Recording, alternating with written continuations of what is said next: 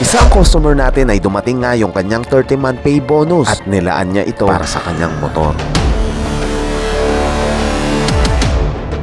Dito sa vlog na ito ay ibibigay natin yung best natin para sa self-gift ng customer natin. Kaya magsama-sama tayong gawin itong project na to.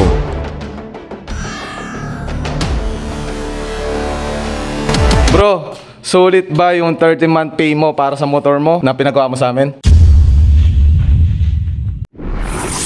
J-Tech Carbon Zone Philippines.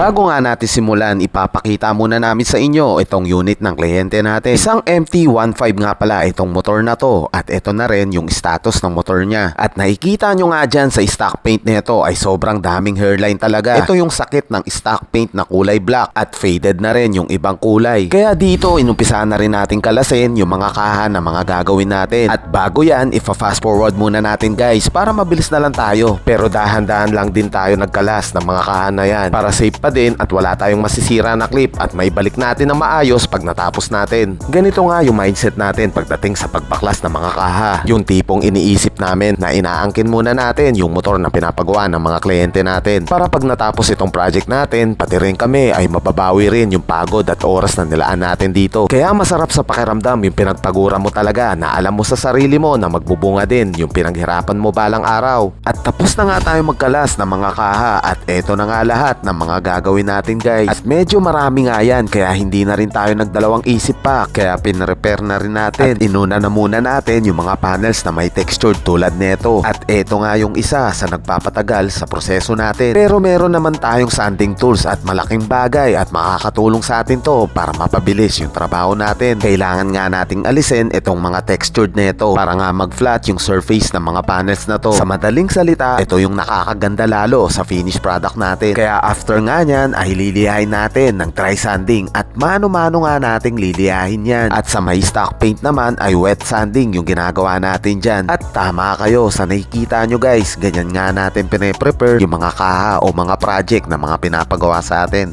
Tapos na nga natin liyahin sila, hugasan naman natin to kasabay ng pag-degrease na rin ng mga kaha para malinisan at wala nga langis or dumi kapag nag-start tayo sa pagbubuga ng mga kaha na to.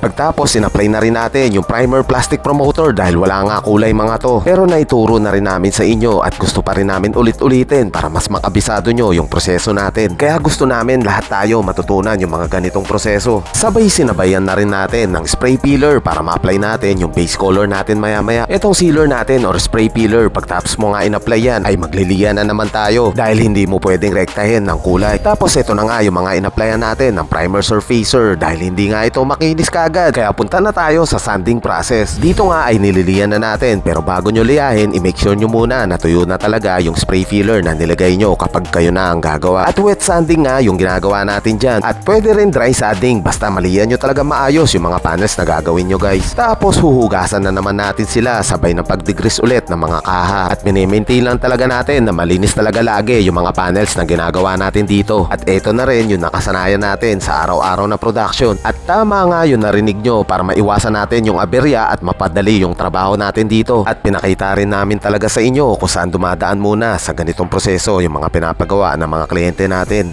Kaya dito ay sinumulan na natin yung pag-apply ng base color at black base yung gamit natin dito. Inuna na muna natin yung mga paint job natin dyan. In-applyan muna natin yung first layer dito. Madalas nga natin gamitin yung black base dito. Kadalasan talaga sa hydroprint natin ginagamit yung black base natin. Pero choices pa din ng mga kliyente natin kung anong kulay yung gusto nilang outcome. Kasabay na rin dito yung mga inner plastic panels at black base pa rin yung gamit natin dito. Dahil mag-hydroprint nga tayo at meron nga carbon fiber looks at requested ng kliyente natin yan. Pagtapos, in-apply na rin natin yung second layer dito sa paint job natin. Ito yung sinasabi natin lagi na 2 full coat standard para nasa standard process at hindi natin tinitipid sa materyales yung mga project ng mga kliyente natin. Kaya pag natapos nito ay magma-manual season na naman tayo sa hydroprint services natin. Kaya let's go! Okay guys, at tapos na nga tayo mag-base coat at ito lahat yung mga binase coat natin. So black base ang ginamit, pati yun. So sineparate ko sila no dahil ito is repaint lang talaga sila. So sineparate ko na yan and then ito lahat yung mga i-hydroprint natin. So almost 30 panels to kasama yung mga maliliit. So meron pa yung side mirror nya. And then yun, hydroprint natin sila, then ima-manual natin ngayon para mas maunawaan nyo lalo at matutunan nyo yung pag-hydroprint services natin. Kasi medyo sa voice over, kaya mas gusto pa namin to na manual natin. So umpisahan na natin at medyo marami to. Let's go. So guys, unahin natin yung tank nya, no? Ito yung tank cover sa taas, tapos yung lagayan ng gasolina. So paano ba nilulubog to? Ito yung first print natin. Ganito lang yan guys. Activate na natin, no? Ganito natin i-spray kapag semi-transparent yung design na ginagamit natin. So, ganun lang natin na-activate guys. So, paano ba piniprint to? Ganito lang yan. Napakadali lang guys, oh. Tapos, shake mo konti. Tapos, ito na. Napakaganda na itong film na to guys. Sa mga mag-inquire dyan at balak gusto to, direct message kayo sa page. Print natin konti. Ayan pa guys, oh. Napakaganda. Punta tayo sa second print. Ang second print natin is ito yung lagayan ng susi niya dito, no. So ito yung kasunod na ipiprint natin. So paano ba yung pag-activate natin pag semi-transparent? Ganito lang yan guys. Uulitin ko lang ulit. Aambunan muna natin sa taas, no.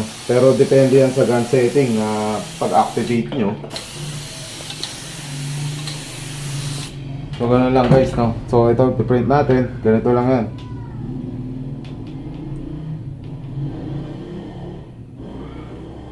Yun. Ayan guys, oh.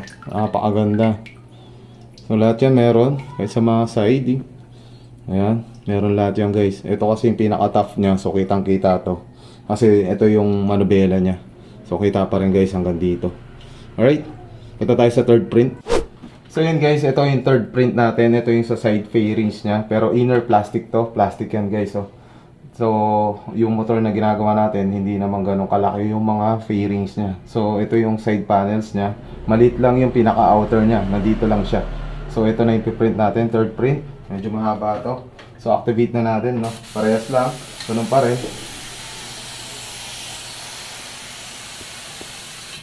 Sagod na lang. Ganun lang. So, piprint na natin. Ganito to.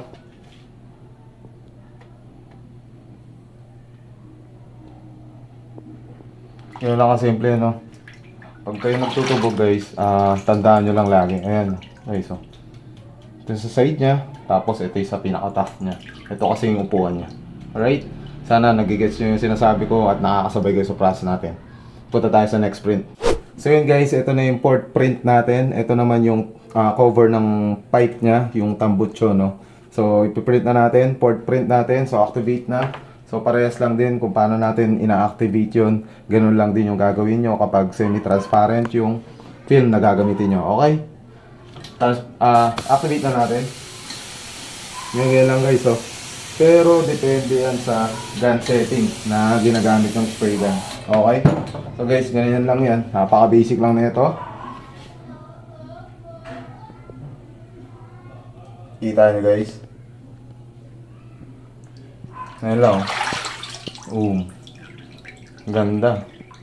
Napakaganda ng print na to. So isa to sa favorite namin na film dito sa shop. So yun lang. Na-share lang namin to. Okay? Fourth print guys. Punta tayo sa fifth print. Let's go. So yun guys, ang last print natin. Ito yung araro nya. Ito yung sa pinaka-ilalim, no. So ito na yung last print natin guys. Sa hydroprint. Sa manual session ng hydroprint natin. So activate na natin to para ma-print na. Let's go. So guys, activate na natin. Same process pa rin. Good lang. Hindi lang kadali na. Maligado lang ito. Guys, yan ko na pag-print yan. Medyo maingay yung compressor, no? Pero ito yung print natin guys. Yun. So lahat yan meron. Pati sa gilid meron yan guys. Ayan. lahat yan may print. Okay? So lagi nyo lang tatandaan, yung mga piniprint nyo, lagi nyo tatandaan kung paano nyo sila nilulubog. Okay, medyo maingay lang guys, pasensya na at gumagamit yung compressor natin. So yun guys, ito na yung last clip natin, balik na tayo sa voice over. Let's go!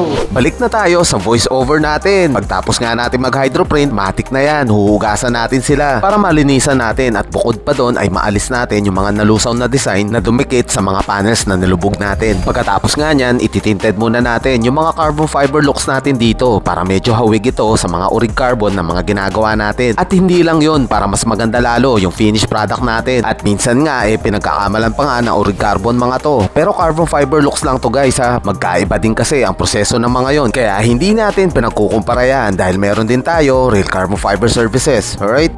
Pagtapos nga natin mag-tinted, niready na rin natin yung high solid clear natin dito. Dahil uunahin nga natin yung paint job natin dito dahil fully cured na rin sila at ready na ito sa clear coat process. Kaya in-apply na natin yung first layer ng clear coats natin sa mga paint panels muna. Kaya habang pina-flash off muna natin yung mga carbon fiber looks natin dyan, inuna na muna natin yung mga paint job natin dito. Ito na nga yung magpapaganda lalo sa mga projects natin. At ito na rin yung last coat process. Kaya pagtapos natin mag-apply ng clear coat sa paint panels natin, kasunod naman itong mga carbon fiber looks natin. At baka nga meron mag-inquire at ang pattern code nga pala nito ay JTCP EXCF 101. Ito yung pinaka top seller natin sa carbon fiber sa hydroprint services. Kitang kita nyo naman yung ganda nito pag na-transfer na talaga sa mga panels na nilulubog natin. Medyo kakaiba nga tong carbon na to sa mga ginagamit natin sa ibang project na kadalasan natin ginagamit.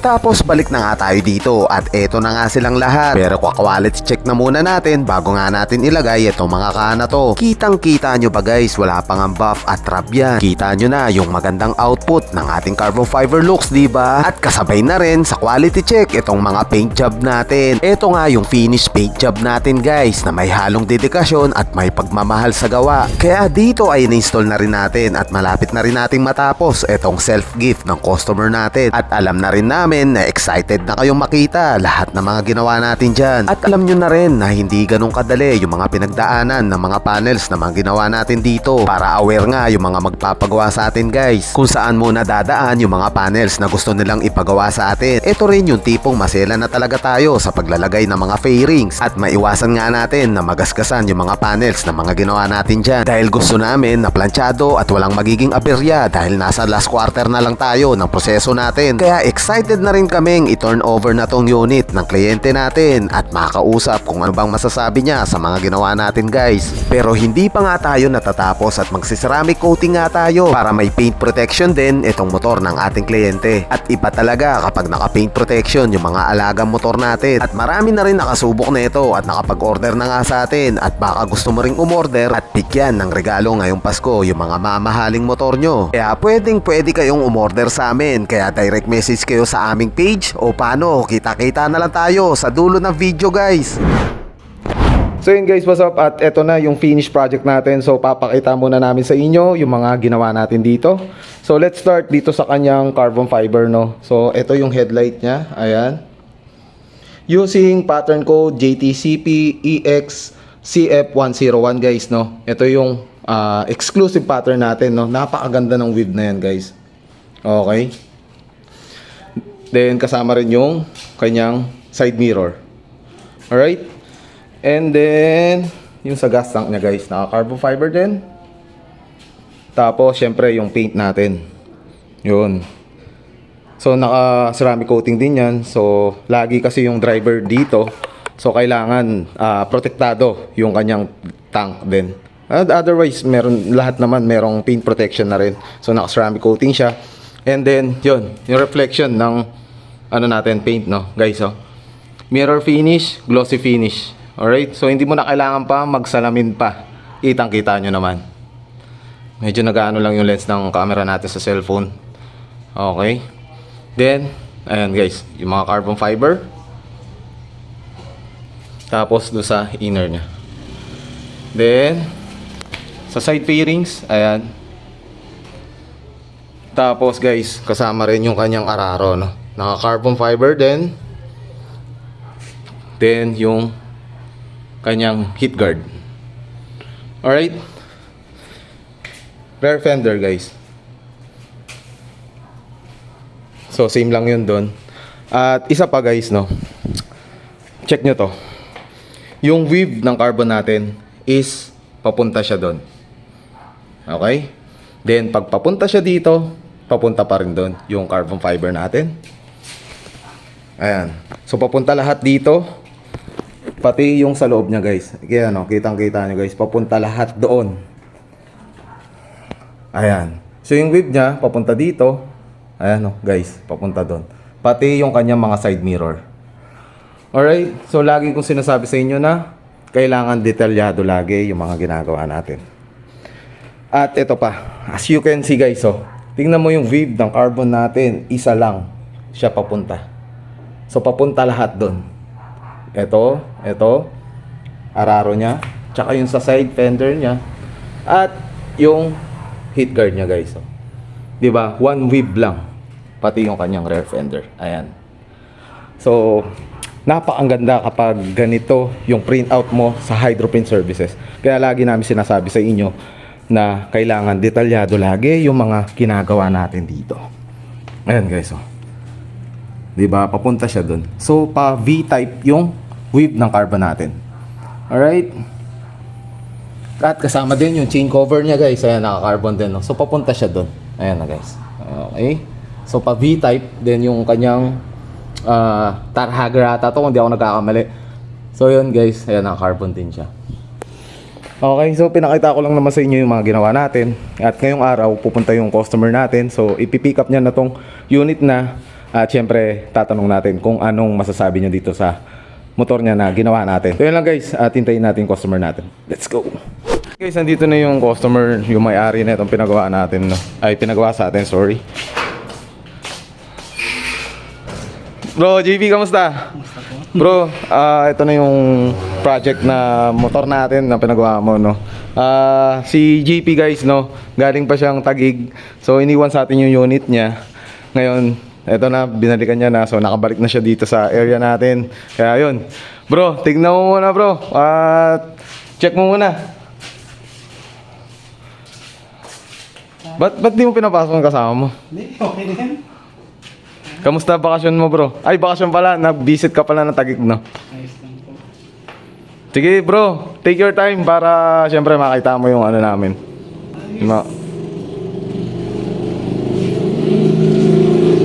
Yan, so, dala niya rin yung susi niya, no, guys. Syempre, mamaya, ipapacheck natin yung unit, kung gumagana yung mga ilaw. Syempre, inassemble nga natin to, binaklas natin, tapos binalik natin. Hindi na siya pwede, bro. Nandyan pa rin naman. Kaya lang bili ka ng mas maganda. Syempre, bago na lahat, ikaw. Di ba? Grabe. So, guys, ano, bro? Grabe. Oo, yun.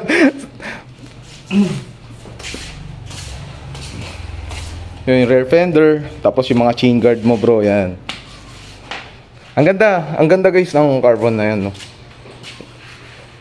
So ito, isa to sa sa pinaka-favorite namin. Over 10,000 na pattern, guys. Isa to sa maganda.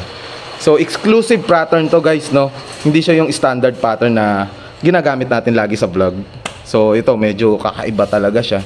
So kahit madilim siya, guys, kitang-kita mo yung weave ng carbon na to. Alright? Yan. Oh. Okay. So, yun. Bro, sulit ba yung 30-month pay mo para sa motor mo na pinagawa mo sa amin? Sobra solid po. Okay. So, actually, guys, no, si Bro JP is second time niya na magpagawa sa amin. So, papakita ko sa inyo yung conversation namin. Ito yon sa screen. Ayan, December 15, 2023. So, last year siya nagpagawa. Then ngayon, bro, is December 14, no, 2024. So, magwa 1 year na siya na bumalik dito, no. So, guys, una lang yung heat guard. And then, ngayon, buong motor niya na yung pinagawa sa atin, no. Grabe. Bro, thank you, Thank you sa, sa tiwala. Siyempre, kahit na mag-iisang taon na, bumalik ka pa rin dito. Ngayon, guys, no, nakakatuwa lang, siyempre, yung mga ganong customer natin. And then, bro, JP, bago mo paanda rin, para po sa mga nag-i-inquire sa amin, no, para malaman nyo kung ano yung mga expectation nyo kapag nagpagawa kayo sa shop natin. Bro, anong masasabi mo sa ginawa namin para sa motor mo? Sobrang quality po. Tapos, grabe, ngayon ko lang nakita yung ganito yung motor ko. Yung sulit talaga yung pinagpagura mo. Siyempre, regalo mo na rin sa sarili mo. Yun. So guys, na nakakatuwa kasi, no? Kasi last year, nagpagawa siya. Magpapasko rin. So ngayon, magpapasko rin. Kaya, laging bonus, bro, ah. so yun guys, no? Para sa mga nag-inquire sa amin. So, anong expectation nila, bro, kapag nagpagawa sila dito? Ay, sobrang quality po. Mabilis. Mabilis na at halatang pinagpuyatan. So yun guys, no? Napakita naman namin sa inyo yung process sa una hanggang matapos ngayon. So, worth it lahat.